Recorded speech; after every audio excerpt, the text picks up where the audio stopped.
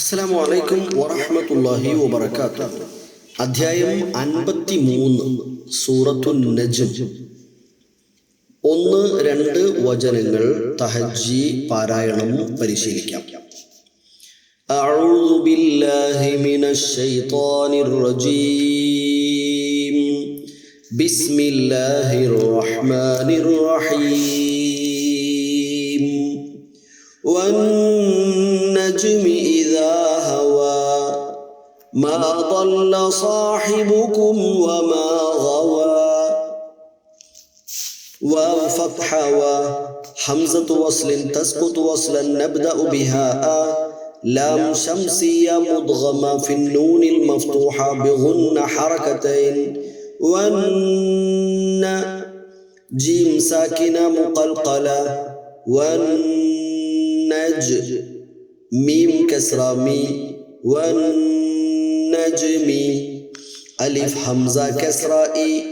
ذال فتحة ألف مطبي حركتان ذا إذا. والنجم إذا ها فتحة ها. واو فتحة ألف لينة مطبي حركتان وهوى. والنجم إذا هوى ميم فتحة ألف مطبي حركتان ما. ضاد فتحة مفخمة ضا. لام شدة فتحة ضل ما ضل. صاد فتحة مفخمة ألف مد مفخمة مطبي حركتان صا. حاء كسرة حي صاحي. باء ضم بو صاحب. كاف ضمكو صاحبكو. ميم ساكنة مظهرة صاحبكم. ما ضل صاحبكم. واو فتحة و ميم فتحة ألف مطبي حركتان ما وما. غين فتحة مفخمة غا. واو فتحة ألف لينة مطبي حركتان وغوى. وما غوى ما ضل صاحبكم وما غوى. والنجم إذا هوى ما ضل صاحبكم وما غوى. Okay, ഇതിനകത്ത് വന്നത് 1 ഹംസത്തുൽ വസ്ലാണ്, 2 ലാം ശംസിയ ലാമു തഅരീഫിലെ നൂനിലേക്ക് ഇദ്ഗാം ചെയ്യപ്പെട്ട ലാം ശംസിയ മുദ്ഗമ ഫിൻ നൂനിൽ മഫ്തൂഹ. നൂനിലേക്കാകുമ്പോൾ ബിഗുന്ന ഹറകതൈൻ നമ്മൾ ഓർക്കുകയും വേണം.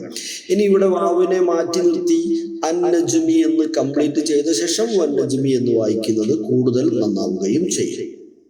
ഓക്കെ, ജീമിന്റെ സുക്കൂൻ ഖൽഖല വരുന്നു എന്നോർക്കണം. ജദ്ദ കുതുബുൻ ജീം ദാൽ ഖാഫ് ത ബ എന്നീ 5 അക്ഷരങ്ങൾക്ക് സുക്കൂൻ വരുന്ന സമയത്ത് അത് ഖൽഖലയോടുകൂടെ വെളിവാക്കി ഇൽഹാർ ചെയ്ത് ഉച്ചരിക്കണം എന്ന് പറഞ്ഞിട്ടുണ്ട്. ഇദാ എന്നിടത്ത് ദാല് ശ്രദ്ധിക്കണം. ഇദാ എന്ന് ദാലിലേക്ക് മാറിപ്പോകാതിരിക്കണം. 2 മദ് തബീ ഹറകത്താൻ. പിന്നെ അവസാനം അലിഫ് ലയ്യിന തുക്തബു യാഅൻ തുന്തഖു അലിഫ്. യാ എഴുതപ്പെട്ട് അലിഫായി ഉച്ചരിക്കുന്ന, നമ്മൾ അതിന് നൽകിയ പേരാണ് അലിഫ് ലയ്യിന, മറ്റു പേരുകളിലും അറിയപ്പെടുന്നുണ്ട്.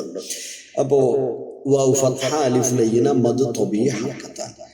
പിന്നീട് വരുന്നത് ദാദിന്റെ ഇസ്തില മുഫഖമായി തന്നെ അത് വായിക്കണം. സാദും അതിന്റെ അലിഫും ഇസ്തില കീപ്പ് ചെയ്യണം.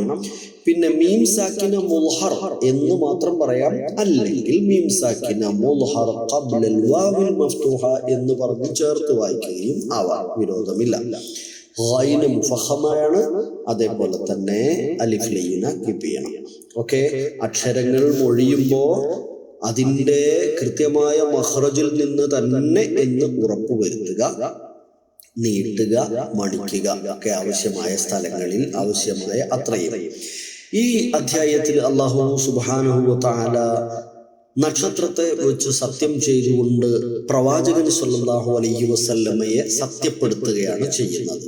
വായിക്കുമ്പോൾ നിങ്ങൾക്കത് കൃത്യമായി മനസ്സിലാകും, ആശയബോധ്യമുണ്ടാകണം. അള്ളാഹു അനുഗ്രഹിക്കട്ടെ. പ്രവാചകൻ വഴിപിഴച്ചിട്ടില്ല. പ്രവാചകൻ തെറ്റിപ്പോയിട്ടില്ല. പ്രവാചകൻ മതാധ്യാപനങ്ങളായി പഠിപ്പിക്കുന്ന കാര്യങ്ങളൊന്നും സ്വാഭിപ്രായത്തിലല്ല, മറിച്ച് വഹ്യി അടിസ്ഥാനത്തിലാണ്, സ്വേച്ഛപ്രകാരം പറയുന്നില്ല. ഇൻ ഹുവ ഇല്ല വഹ്യുൻ യൂഹ, നൽകപ്പെട്ട വഹ്യി അടിസ്ഥാനത്തിലാണ്. ആരാണ് വഹ്യി എത്തിക്കുന്നത് എന്ന് പറഞ്ഞു? ശക്തനായ മാലാഖ ജിബ്രീൽ അലൈഹിസ്സലാമയാണ്. ജിബ്രീൽ നഭോമണ്ഡലത്തിലേക്ക് ഇറങ്ങി വരുന്നതിനെ കുറിച്ച് പറഞ്ഞു. ഫസ്തവ വഹുവ ബിൽ ഉഫുഖിൽ ആല, മുകളിലായിരുന്നു, മേലെയായിരുന്നു. പിന്നെ അദ്ദേഹം ദനാ ഫതദല്ല, മുകളിൽ നിന്ന് ഉപരിലോകത്ത് നിന്ന് താഴേക്ക് വന്നു, അടുത്തേക്ക് വന്നു, താഴെ ഇറങ്ങി. ഫകാന ഖാബ ഖൗസൈനി ഔ അദ്നാ, എന്നിട്ട് വളരെയേറെ പ്രവാചകൻ സല്ലല്ലാഹു അലൈഹി വസല്ലമയുമായി സമീപത്തായി, വളരെയേറെ അടുത്ത്, ഒരു വില്ലിന്റെ രണ്ടറ്റം അടുക്കുകയും അതല്ല അകലാതിരിക്കാൻ കയറുകൾ കൊണ്ട് അത് ബന്ധിക്കുകയും ചെയ്തത് എത്രത്തോളം അടുപ്പമാണ്. അതിനേക്കാൾ അതിനേക്കാൾ അടുപ്പമായി പ്രവാചകനുമായി മാനസികമായി ശാരീരികമായി അടുപ്പം പ്രാപിച്ചു. എന്നിട്ട്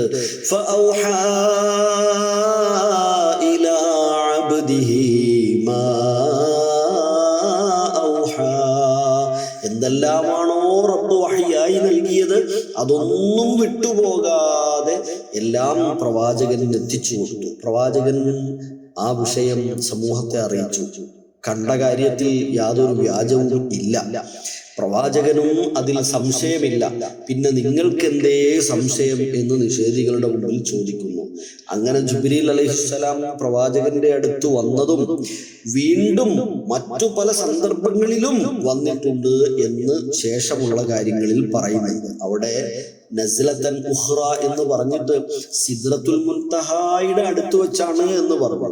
സിദ്റത്തുൽ മുൻതഹ എന്താണെന്ന് വീണ്ടും വിശദീകരിക്കുന്നു. ഇൻദഹാ ജന്നത്തുൽ മഅവ, അവിടെയാണ് സ്വർഗമുള്ളത്. അവിടെയാണ്. അപ്പൊ സ്വർഗത്തിലാണ്. സഹോദരങ്ങളെ, കൃത്യമായി ആ ഒരു ഭാഗം ഇത് തുടക്കം മുതലൊന്ന് വായിച്ചു നോക്കുക. അപ്പൊ നമുക്ക് ഒരുപാട് കാര്യങ്ങൾ ഉൾക്കൊള്ളാനും മനസ്സിൽ കുളിർമയും ലഭിക്കും. അള്ളാഹു അനുഗ്രഹിക്കട്ടെ. നമ്മുടെ സൽക്കർമ്മങ്ങൾ അള്ളാഹു ഖബൂൽ ചെയ്യട്ടെ. പാപങ്ങളെല്ലാം അള്ളാഹു നമുക്ക് മഗ്ഫിറത്ത് തന്ന് അനുഗ്രഹിക്കട്ടെ.